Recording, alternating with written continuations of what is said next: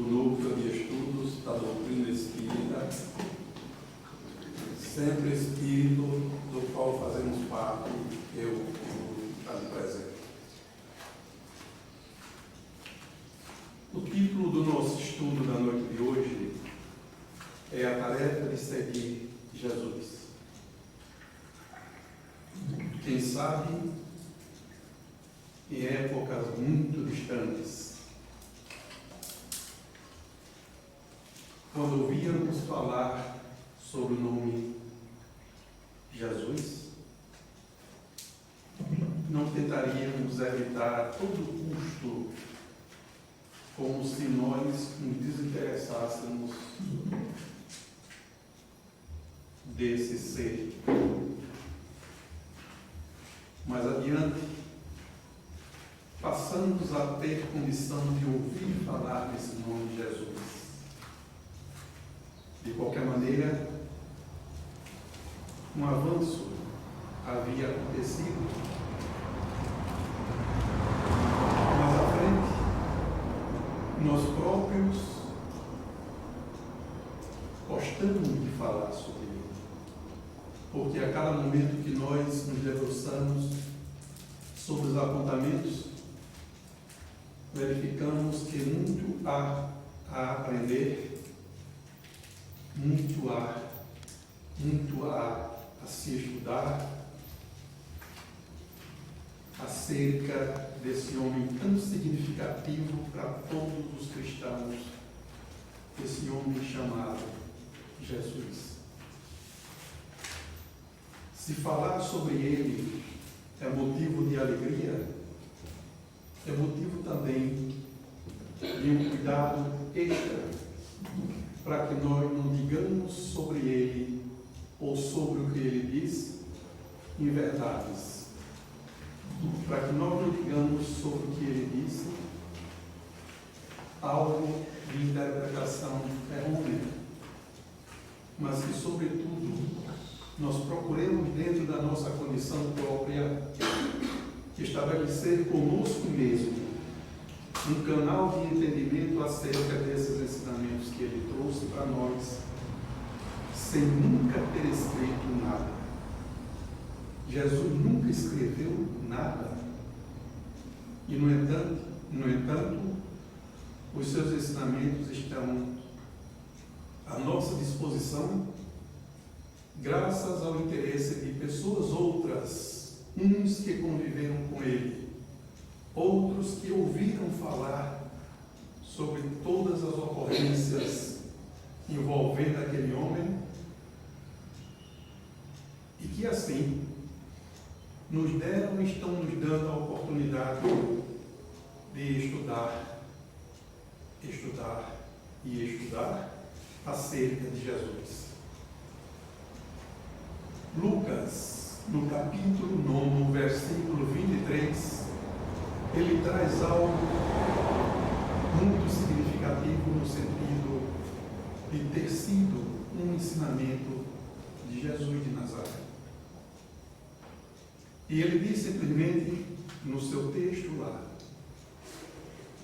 se alguém quiser vir após mim, negue a si mesmo, tome a cada dia a sua cruz e siga. Foi Jesus quem disse isso, registrado em Lucas, conforme diz no capítulo 9, versículo 23. Se nós pararmos um pouco para pensarmos sobre esse texto, há muito o que aprender, há muito o que estudar, somente esmiuçando mais cada parte dessa sentença tão grande.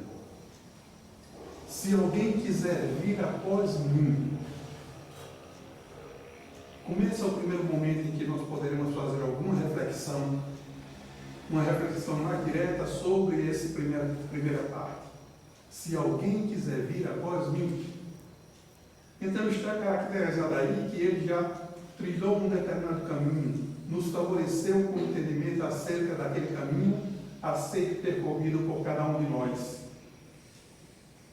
E E a partir do momento em que ele próprio já pavimentou aquele caminho, agora, qualquer outro que também trilhasse aquele caminho, trilharia após ele ter pavimentado.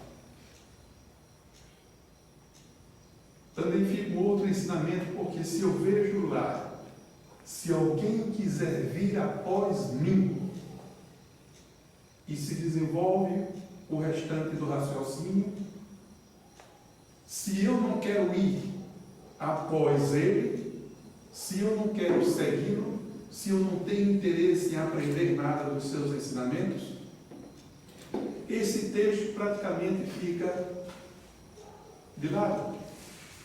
Porque só faz sentido eu continuar lendo o texto, tentando entender o texto, se eu tiver interesse em ir após ele. Se eu não tiver, eu paro por aí. Então, quando ele escreve, quando ele cita, e Lucas escreve mais adiante esse texto, tem uma outra conotação muito importante para nós. Porque ele não diz, vocês são obrigados a seguir. Vocês são obrigados a fazer isso. Ele simplesmente coloca, se alguém quiser, se alguém quer, se alguém deseja, então fica uma tarefa para cada um de nós, segui-lo ou não. E vamos continuar sendo amados por ele da mesma forma. Porque o Pai dele, o Pai de todos nós, Deus, a inteligência suprema, a causa primária de todas as coisas, conforme questão 1, na sua resposta, esse Deus, ele nos ama a todos. E ele não disse que ele vai me amar se eu for católico, espírita, protestante, umbandista, nada disso. Ele simplesmente nos ama, porque nós somos seres criados por ele. Nós temos a essência divina em nós. Então, quando nós estamos agora diante desse texto, se alguém quer vir após mim, e eu estou querendo ir após Jesus, aí sim me interessa saber o que eu deveria fazer para que eu pudesse chegar a esse objetivo lá. E continua, se alguém quiser vir após mim, negue a si mesmo. É como se eu tivesse algumas coisas para cumprir. Se eu realmente desejar seguir esse ser incomparável chamado Jesus, negue a si mesmo. E aí nós começamos a olhar essa sentença e querer entender o que significa negar a si mesmo. Como tudo na vida guarda uma certa relação com quem está vendo aquela situação, isso também, porque esse negar a si mesmo tem várias conotações aí. Negar a si mesmo, para mim, difere substancialmente do negar a si mesmo de tantos outros seguidores, discípulos dele, ou outros que vieram trazer para a humanidade possibilidade de mudanças com profundidade, podem entender sobre isso. Negue a si mesmo.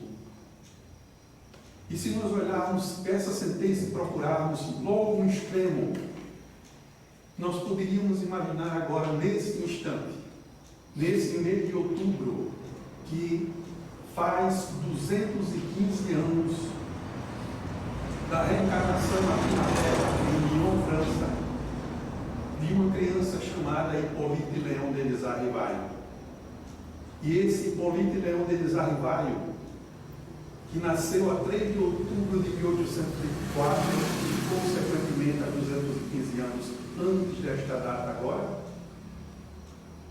Ele foi uma criança que veio numa família abastada.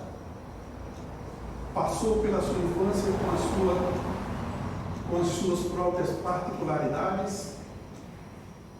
Da infância adentra a fase de adolescência. Da adolescência ultrapassa o limiar que separa a adolescência da fase adulta. E teve oportunidades várias no seu caminho. E essas oportunidades várias que ele teve no seu caminho, ele as aproveitou conforme estaria programado. Porque a 31 de dezembro de 1799, portanto, ao apagar das luzes do século XVIII, a espiritualidade superior estava reunida para ultimar os preparativos desse ser que viria a 3 de outubro de 1804 e reencarnaria com o nome de Hipólito Leão Denis Arrivaio. Ele vinha com uma tarefa muito específica, e essa especificidade de sua tarefa requeria dele uma preparação extra. E ele, como disse, passou por todas as fases que nós passamos: infância, adolescência, fase adulta.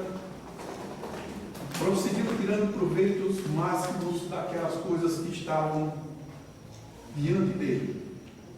Tornou-se um grande educador, um emérito educador. Uma pessoa que passou a se preocupar com outros seres, porque passou a ajudar a muitas pessoas através daquilo que ele veio fazer, que era educar. A educação é, sobretudo, mudar hábitos para melhor. Se eu consigo mudar os meus hábitos para melhor, eu estou avançando, eu estou ganhando em educação. Hipólito Leão Denis Arrivaio, portanto, conseguiu, durante a sua trajetória toda, tudo aquilo que um ser humano comum conseguiria, mas aquele ser humano comum dedicado a uma causa maior. Publicou vários livros, contribuiu com vários estudantes que não podiam pagar. Teve a oportunidade de ser aluno também de pessoas de grande importância para a humanidade como Pestalozzi. E avança tudo isso, e lá pelos 50 anos de idade, quando muitos de nós está pensando na aposentadoria tranquila, para um descanso mais tranquilo dessas coisas pelas quais passamos na vida física, ele ouviu falar sobre alguma coisa que batia, alguma coisa que falava. Era a época das mesas falantes, mesas girantes.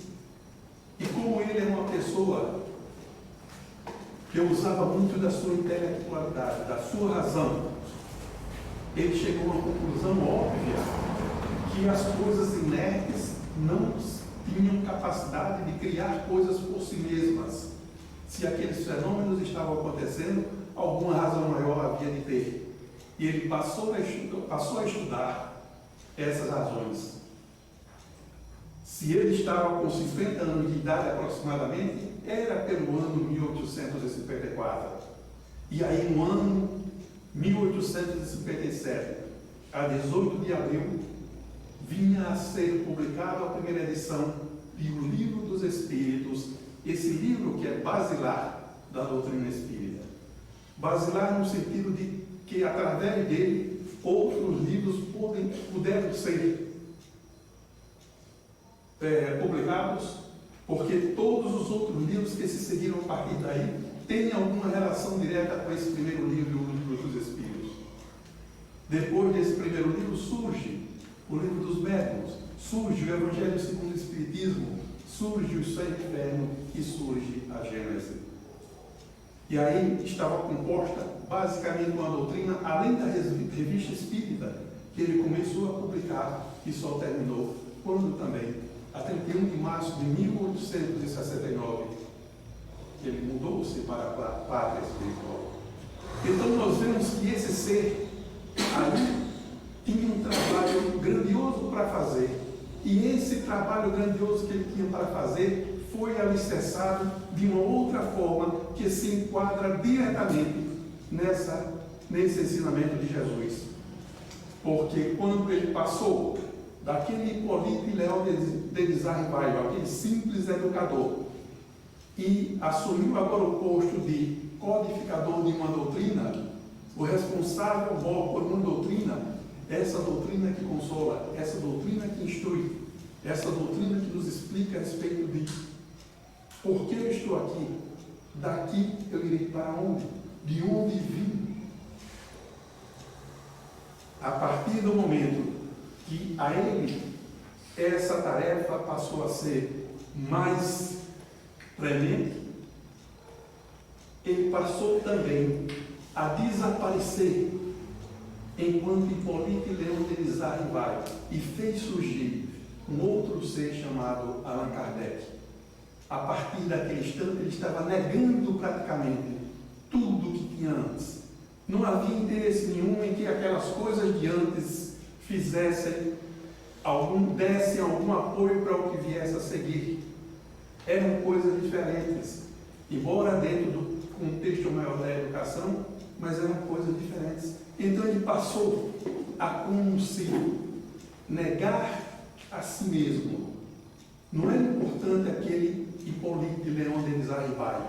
Tudo o que ele fez e tinha valor. Continua tendo valor. Mas para a nova tarefa que ele tinha que fazer, ele tinha necessidade também de deixar de lado aquele senhor Rivaio e passar a assumir agora a personalidade de Allan Kardec. Então ele estava se negando a si mesmo, que é a parte seguinte: se alguém quer vir após mim, negue a si mesmo. Aí está um exemplo, é claro que é um exemplo bastante amplo e bastante no extremo de Allan Kardec. Tome a cada dia a sua cruz. E aí nós sabemos quantos problemas Allan Kardec passou, principalmente depois que ele trouxe à luz a doutrina espírita. Quantos problemas que a gente poderia imaginar, ora, mas foram problemas só dos inimigos dele. Não necessariamente. Pessoas que conviviam com ele começaram a trazer dificuldades para ele. E é natural que ele tenha sofrido internamente. E novamente algo que vale a pena nós pensarmos a respeito. O sofrimento para espíritos, dependendo do nível espiritual dessa entidade, o sofrimento representa algo diferente. Um sofrimento para mim pode ser de tal ordem que venha a trazer problemas seríssimos para mim, pode me trazer algum descontrole sério, um desequilíbrio sério. O mesmo tipo de sofrimento para um espírito mais evoluído, já ele poderia gerenciar, administrar de forma muito mais amena, muito mais tranquila. Então essas coisas são relativas a como a gente está naquele momento. Portanto, tome a cada dia a sua cruz. E a partir do momento que ele publica o Livro dos Espíritos, ele não teve mais o sossego em termos de paz total vindo da compreensão das pessoas, não. Mas ele conseguiu firme, conseguiu muito seriamente voltado para tudo aquilo, até o momento da sua desencarnação. Então, se alguém quiser vir após mim, negue a si mesmo, tome a cada dia a sua cruz. Essas três partes aí, são facilmente identificáveis na trajetória de Allan Kardec. Mas aí vem, dentro desse contexto aí, um fechamento. Porque apesar de essas três partes existirem aí, eu tenho interesse em seguir a Jesus, então eu preciso aprender a negar a mim mesmo, eu preciso tomar a cada dia a minha cruz, mas aí vem um detalhe. Jesus não diz, depois que você fizer isso, fique aí quieto num canto que eu vou lá até com você e trago para você me acompanhar. Não diz isso. Ele diz assim, siga-me, ou seja, se movimente, faça alguma coisa por você mesmo. O que é equivalente a dizer que ajuda-te, que o céu te ajudará. Então nós precisamos, nesse momento do entendimento abrangente a respeito desse ensinamento de Jesus. Esse ensinamento que é tão fundamental para nós. Mas agora vamos imaginar outras situações, porque falamos desses 6 Kardec, mas nós tivemos outros aqui, como por exemplo Chico Xavier, que também negou a si mesmo, que também tinha interesse em seguir a Jesus, tomou a cada dia sua cruz e sempre procurou seguir firmemente, se movimentando com os seus pés em busca do encontro com Ele. Nós temos um Divaldo Pereira Franco que nitidamente faz exatamente tudo isso que está aí nesse texto. Ele segue a Jesus. A partir do momento que ele quis seguir a Jesus, ele passou a se dedicar e começou a negar a si mesmo. E avançou. E tomou a sua cruz. E essa cruz é uma cruz diária. E avançou. Não ficou inerte. Seguiu. Se movimentou. Ativou em si a sua capacidade de mudança de situação. E de nós? O que poderemos dizer sobre nós outros? Será que nós outros também poderemos nos enquadrar em todos esses ensinamentos? Será que nós outros estamos querendo seguir a Jesus? Se não, conforme disse anteriormente, não precisa ler o restante do texto. Mas se sim, nós precisamos negar a si mesmo. E será que nós estamos negando a nós mesmos? Como é que eu posso entender isso? Ora, vamos imaginar que eu seja uma pessoa muito invejosa. Eu sou muito invejosa, mas a partir de um determinado momento, com os esclarecimentos que a doutrina espírita propicia a mim, eu começo a ser menos invejoso. Daí a pouco eu percebo que aquela inveja minha, que eu tinha em mim, ela diminuiu de intensidade. Eu ainda sou invejoso, mas sou invejoso numa intensidade menor. Se eu consigo dar esse passo, evidentemente eu avancei. Se eu consigo dar esse passo, eu me conscientizo que avancei. Então aí está no item sobre o qual eu estou negando a mim mesmo. Aquela minha mazela moral tão intensa, inveja, agora passou a ter uma outra conotação. E essa outra conotação é como se eu negasse aquela minha. Eu não quero mais saber daquela postura minha. E vou avançando. E a cada momento eu vou fazendo uma reformulação, uma reavaliação. E nesse fazer essa reavaliação, eu vou aprendendo cada vez mais a me fortalecer, a negar cada vez mais a mim mesmo, para que a causa apareça. Hoje em dia nós temos a oportunidade de falar coisas, e essas coisas estão aí, alto e bom som para o mundo todo. Será que isso é o mais importante? Não é o mais importante. É apenas um artifício que nós temos, um recurso que nós usamos. Porque se é um recurso que pode ser bom para mim, pode ser que ele também contribua para outras pessoas aí afora do mundo.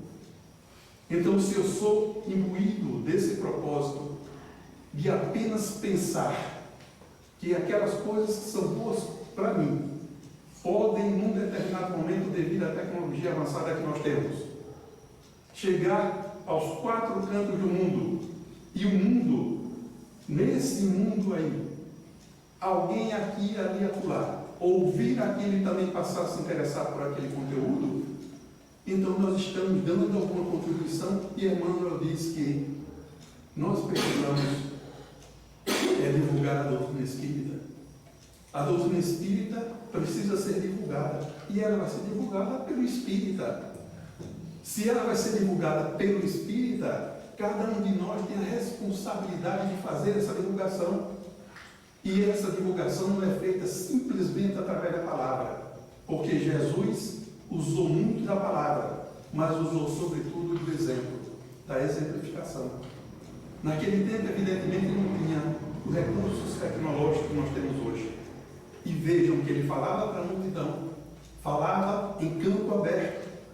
Aqui nós temos dificuldade de falar para um espaço maior, porque se nós não tivermos um certo cuidado, a voz não chega a determinado momento, a determinado canto que nós queremos que chegue. E aquele homem falava. Como entender isso? Será que não teria alguma coisa de diferente aí no ar? Porque quando nós falamos, esse ar que está próximo a nós, ele começa a se movimentar. E ao se movimentar, ele atinge os nossos ouvidos. Os nossos ouvidos ativam determinados componentes do nosso cérebro. E a partir daí, tudo isso é traduzido no que nós passamos a entender. Hoje nós entendemos isso muito bem. Quando nós temos diante de nós um negar a si mesmo, cada um de nós pode procurar ir se negando a si mesmo nesse sentido, de deixar aquelas coisas que não são as melhores para nós de lado e procurar substituí-las por coisas boas. Porque também nós sabemos o seguinte: se num determinado terreno nós tivermos aquele terreno com algumas plantas ali que não são agradáveis para nós, se nós deixarmos lá, aquela coisa vai proliferar. Se nós limparmos aquele espaço e deixarmos também abandonado, não obstante estar limpo, daí a pouco aquelas coisas que não são tão agradáveis voltam a aparecer. Mas, no entanto, se quando nós limparmos, nós fizermos a substituição por coisas boas, aquelas coisas boas vão surgir e, evidentemente, vão sufocar as coisas eventualmente más que possam vir a partir dali. Então, com isso, significa dizer que se nós temos em nós, e nós temos muitas virtudes, nós somos seres bons, é claro que nós temos também muita coisa a reformular. Mas se nós temos essas coisas boas em nós, isso nos ajuda muito. As coisas que eventualmente ainda são não muito agradáveis em nós, nós poderemos tentar substituí-las por coisas boas. Tentar tirar de nós essas coisas um pouco desagradáveis e colocar dentro de nós adicionais de coisas boas. E quando nós fazemos isso, nós tiramos também terreno para que aquelas coisas mais voltem a acontecer novamente. Esse é um processo muito interessante da vida. Nós, quando estamos agora olhando para aquele texto como pessoas comuns, pessoas do dia a dia, nós já temos esses dois itens. Nós queremos seguir a Jesus. Nós estamos, de alguma forma, fazendo a nossa parte, dando a nossa contribuição para o negar a nós mesmos.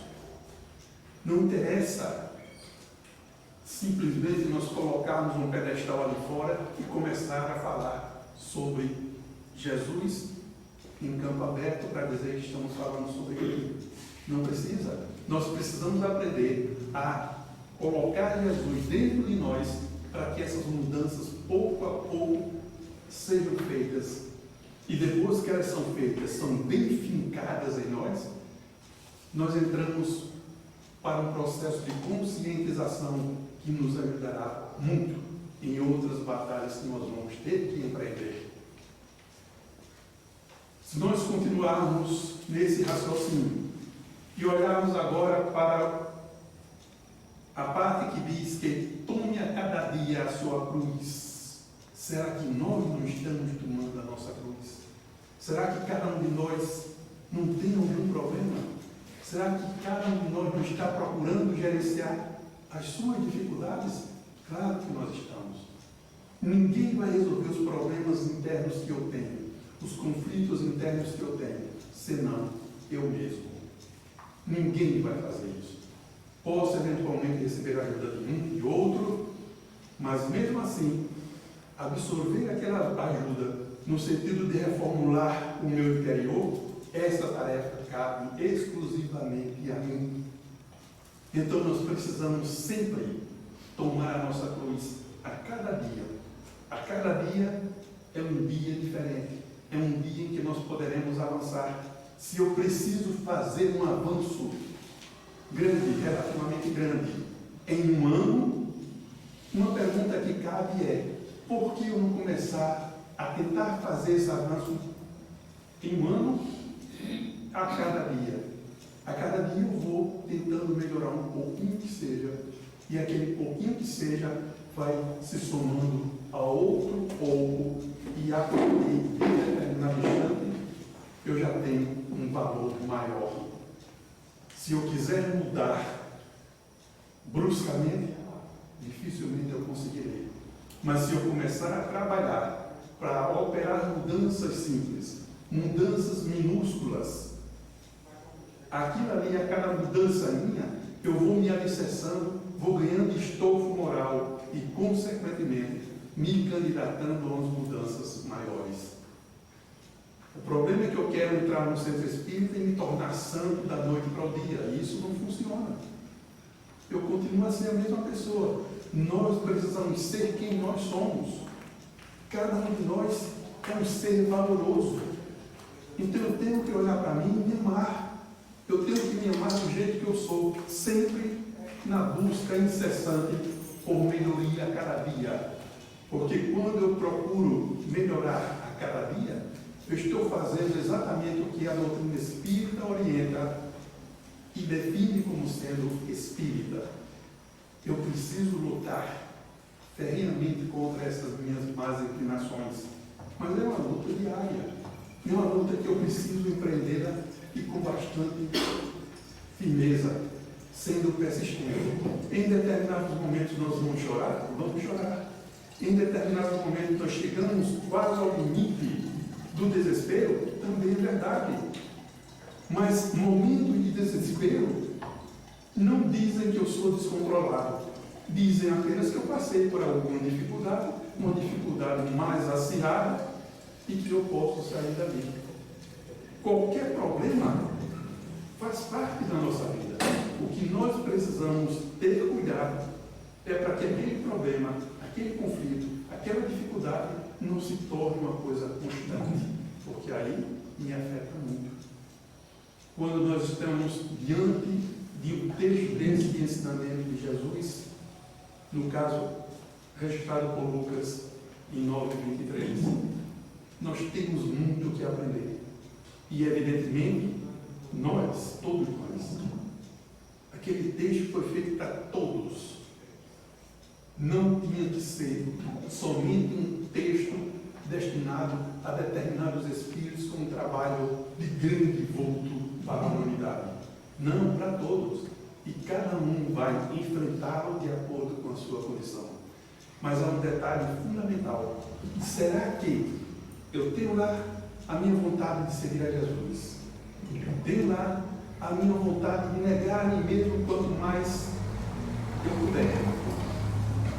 Estou tomando a cada dia a minha cruz. Mas volta aquele lembrete. Jesus não vai simplesmente pegar pelo meu colarinho e me levar ou me puxar pelo braço para acompanhá-lo. Eu tenho que fazer o meu esforço. E como é que eu vou fazer o meu esforço? Como é que eu vou chegar a Ele? Eu vou chegar a Ele através dos outros seres, tais quais eu sou, que estão compartilhando comigo nesse momento tão importante de reencarnação. E é através do outro que eu posso mais facilmente chegar a Jesus. O siga-me aí. É no sentido de eu agora verificar quem está, num determinado momento, nas minhas proximidades, numa condição de mais carência, de mais necessidade do que eu. E aí, quando eu descubro quem, eu posso ajudar aquele ser. E quando eu estou ajudando aquele ser, na realidade eu estou me treinando para cada vez mais seguir Jesus. O seguir a Jesus é dentro desse contexto, porque Ele trouxe alívio para tantas pessoas. Quantos se beneficiaram das famosas curas dele?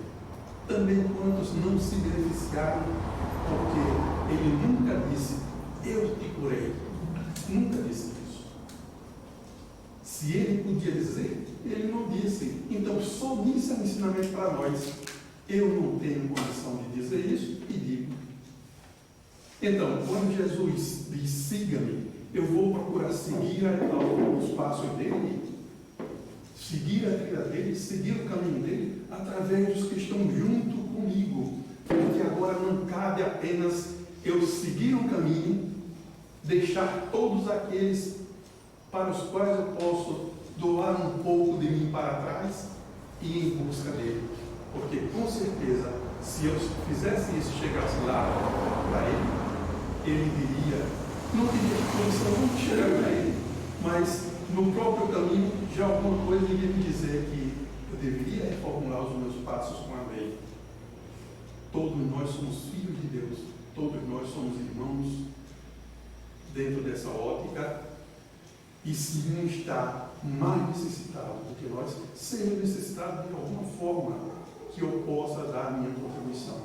Em determinado momento, pode ser uma ajuda material, em outro momento, pode ser ouvir simplesmente aquela pessoa, em outros momentos, será a minha oportunidade de dizer alguma coisa a essa pessoa, porque isso vai depender da situação.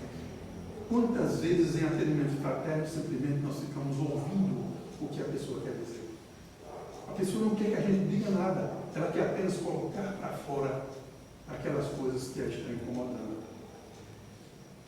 Quando nós vamos dosando essa nossa abordagem, daí a pouco nós começamos a verificar que o beneficiário maior é aquele que está fazendo isso. Porque quando foi falado aqui no início, alguém não pôde vir hoje e volta e se prontificou a vir. Graças a Deus eu pude vir, porque isso aqui é muito bom para mim, é muito útil para mim. Não faz bem a vocês na mesma intensidade que faz a mim.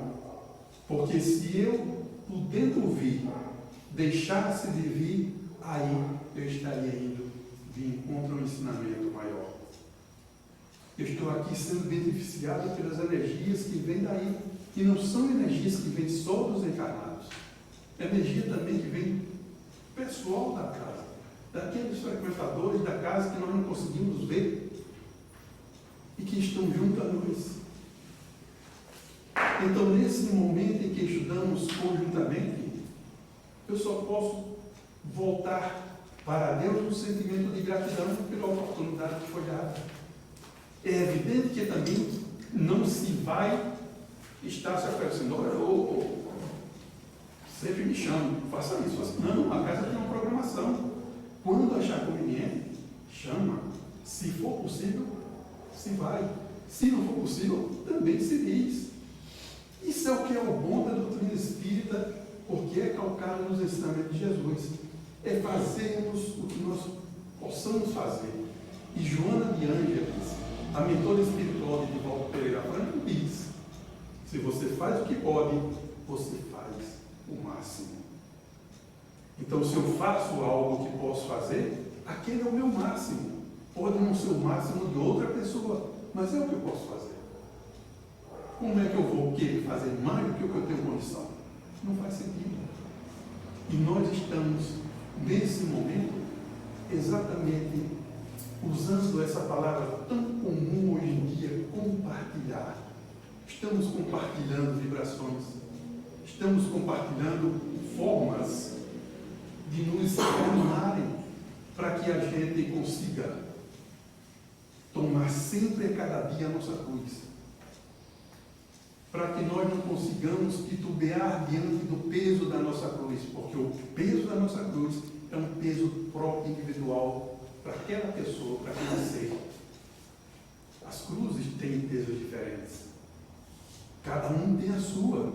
Então, se a minha é dado uma cruz, é porque aquela que eu preciso e tenho condição de carregar. Se eu vou carregar mais facilmente ou com mais dificuldade, aí vai depender de como eu estou abordando aquilo. Nós, diante da doutrina espírita, diante desses ensinamentos de Jesus, naturalmente nós passamos a buscar em nós uma certa modificação interior. Não vamos nos tornar santos, não, somos seres comuns.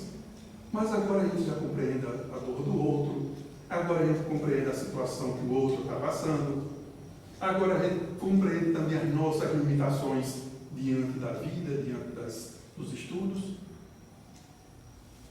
E isso não deixa de nos fortalecer. Também, ao tempo em que fazemos tudo isso, nós reconhecemos que nós temos valor. Não tem aquele negócio de alguém chegar para mim e dizer, Walter, você sabe fazer isso? E eu dizer uma pseudo-humildade, quem sou eu para fazer isso? Como eu gostaria de fazer isso? Eu sabendo fazer? Não, isso é pseudo-humildade, não é humildade. Se eu sei fazer, sei fazer. Também não vamos ao extremo de dizer assim, estou para ver quem sabe fazer isso melhor do que eu. Também não é assim. Nós sabemos aquilo que está inerente à nossa condição própria enquanto espírito encarnado nesse processo evolutivo, buscando esse ser maior, Jesus. E ele não está distante de nós. Ele está ali fora, está ali na esquina, está ali no nosso automóvel, está aí transitando pelas ruas. Porque quando nós depararmos com alguém necessitando de algum apoio, de algum irmão nosso, necessitando de algum tipo de conforto, seja material ou espiritual, e nós pudermos dar esse tipo de conforto, e nós fizermos isso, nós estamos buscando, lutando, tentando seguir Jesus. Pelas vibrações que vem lá para cá, pelas vibrações espirituais desta casa. Eu tenho um carinho especial para essa casa, porque eu já frequento aqui há muito tempo. Quando não era nem esse prédio aqui, há muito tempo. Eu não vou dizer quanto tempo é, porque vocês não desconfiam da minha idade. Sim, outro detalhe de falar em idade. Hoje em dia, numa determinada corrente psicológica, a nossa idade é dividida em ciclos. Ciclo de 0 a 7 anos, de 7 aos 14, do ponto de vista da psicologia, por exemplo. E a partir daí, em ciclos. Eu decidi, a partir dessas coisas que a gente estuda e ouve falar, em falar minha idade agora por ciclos. Porque eu falando a minha idade por ciclos, o número é menor. Em lugar de eu dizer eu tenho tantos anos de vida, eu tenho tantos ciclos. Não importa o que cada ciclo remeta a um século. Então, diante de toda essa plateia aqui, que mais uma vez eu sempre gosto de dizer isso, eu não vou dizer onde tem espírito desencarnado para que a gente não se assuste, não corra e eu não fique sozinho aqui. Então, diante de tudo isso, e grato sempre ao apoio que recebo da direção da casa, aos amigos que aqui trabalham, eu só posso desejar a todos vocês, lá do fundo do coração, muita paz.